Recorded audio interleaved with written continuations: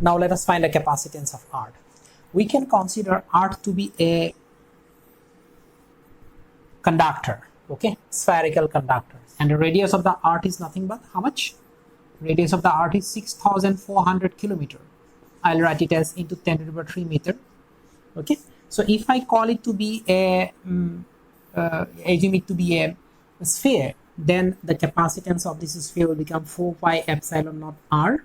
Okay, so what is 4 pi epsilon naught? You know, 1 by 9 into 10 to the power 9.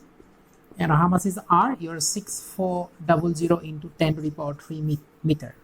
So all we are using in SI unit. So SI unit, this will come in farad, right? 10 to the power 9.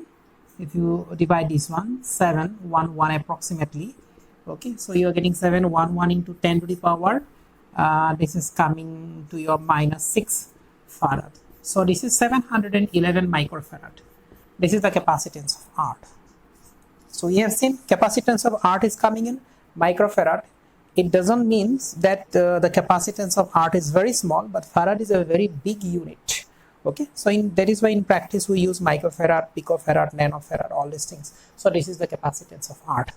Similarly, note it down. Okay, similarly, let us find the capacitance of a sphere of radius r. Capacitance of a spherical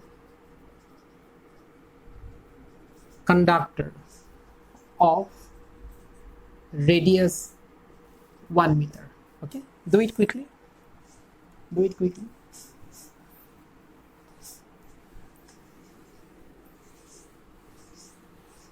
Okay, so how much will get that?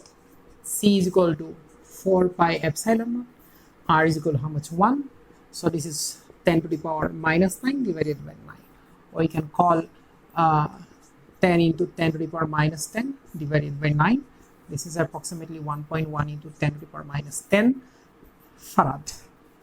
Okay, this is the capacitance of a spherical conductor of radius 1 meter. Now let us talk about a parallel plate capacitor. Okay, you can see these are two parallel plates. They are placed parallel to each other and they will be placed very close to each other. Okay, they are connected to the battery like this. This is a positive plate, positive terminal of the battery. This is a negative terminal of the battery. Okay, positive terminal will supply positive charge, negative terminal will supply negative charge. Or you can say it like this, or you can say it like this. From this particular plate, certain number of electrons, certain amount of electrons will come out, leaving it electrically positive, and these electrons will be finally deposited on this particular plate. So this will get electrically negative. Okay, here A is the area of each plate, D is the separation between the plates, D will be the separation between the plates.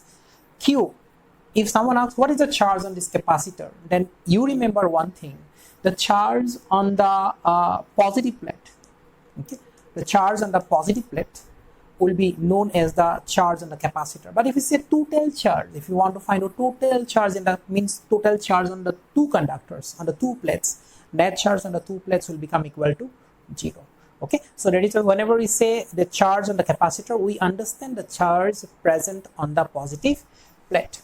Okay, this is the introduction of the parallel plate capacitors. Now what we have to find out, one plate is positive, the other plate is negative, so definitely there will be an electric field in between. Okay, now we'll be finding the electric field in between the plates, what is the potential difference between the two plates, what is the capacitance of the plate, how much energy will be stored in the plates, some other things. So let us proceed to that.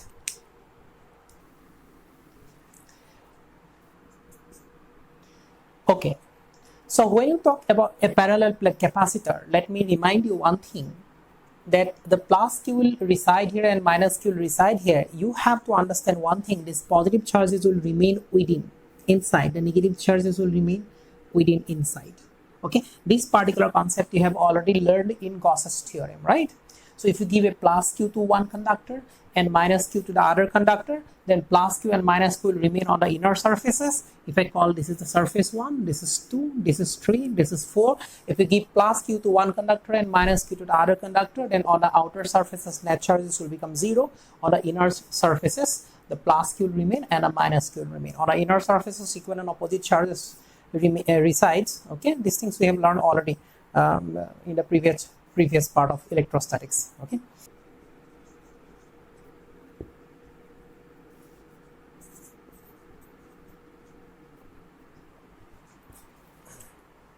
Now, this is something that we have already done in Gauss's theorem.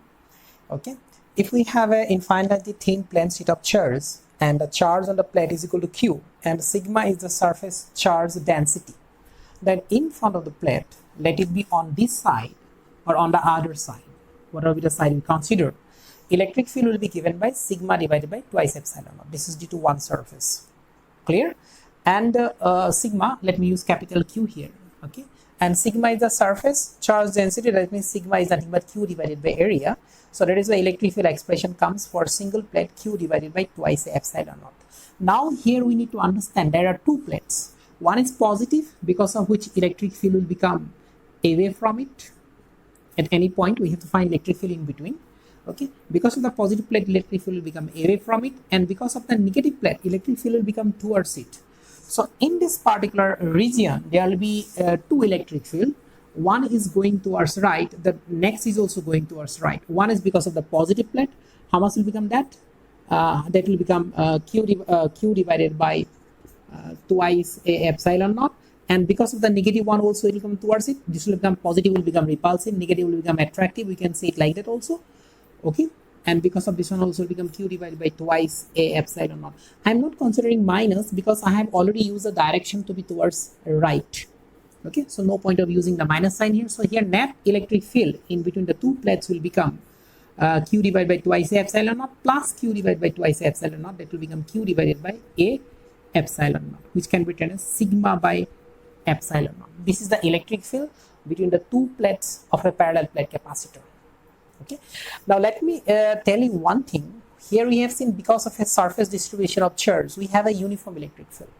Okay, so lines of forces will be coming out. Normal to the surface, because this is an equipotential surfaces. Okay, lines of forces will be coming normal to the surface. So here in the region, electric field is almost uniform.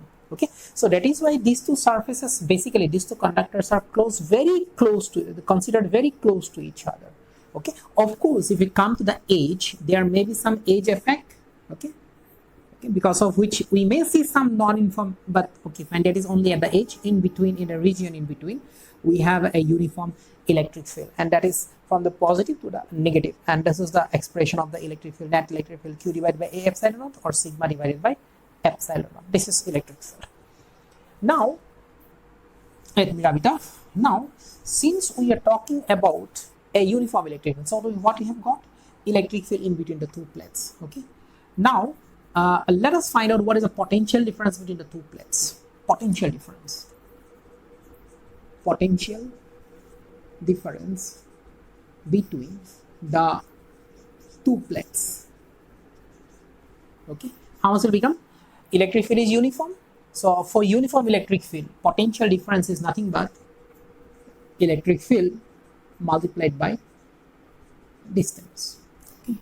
Potential difference. Let me call a potential difference to be V. V volt. Electric field is how much? Sigma divided by epsilon naught. Separation between the two plates is what?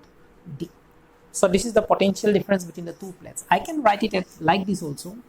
Sigma is equal to Q divided by A epsilon naught into D.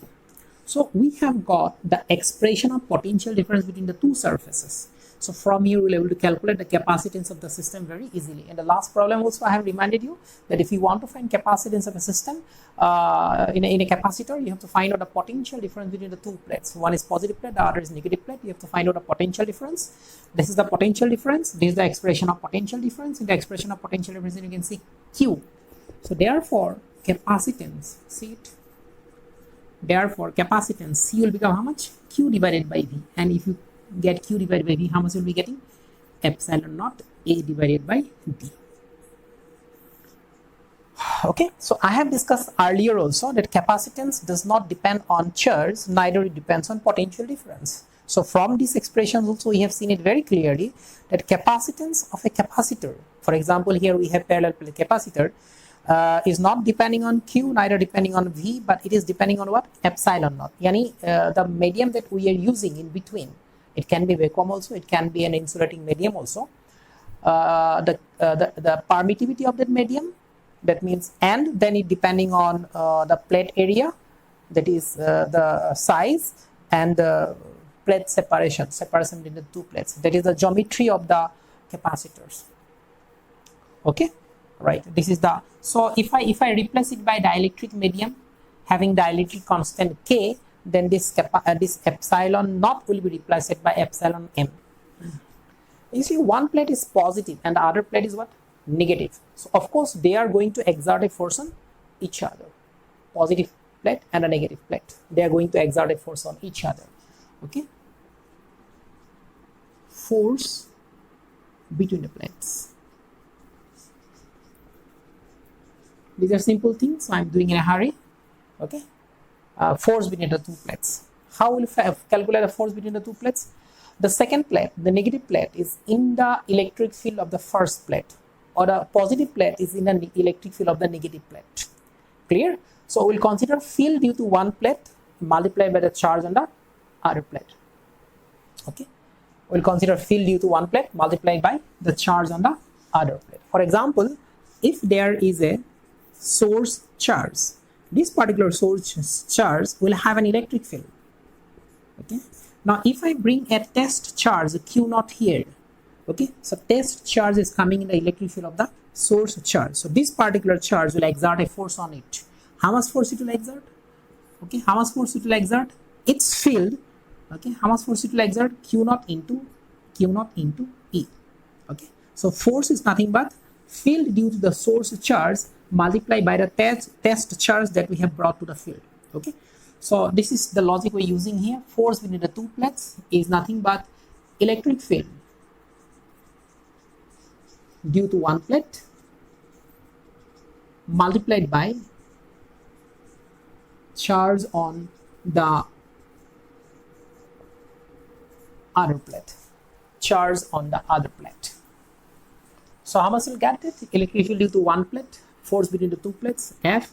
Electric field due to what plate? Let me consider the electric field of the positive surface. Positive surface. How much will become? Q divided by twice A epsilon naught. This is the electric field due to one surface, but this is the net electric field, the sum of the two electric fields. Okay, and here we are considering electric field due to one plate multiplied by charge on the other plate. What is the charge on the other plate? Minus Q. So this is what we have got. Force is nothing but minus Q square divided by twice A epsilon naught. This is the electrostatic force of attraction between the two plates of a parallel plate capacitor. The minus sign simply indicates the force is attractive. Okay, that's all.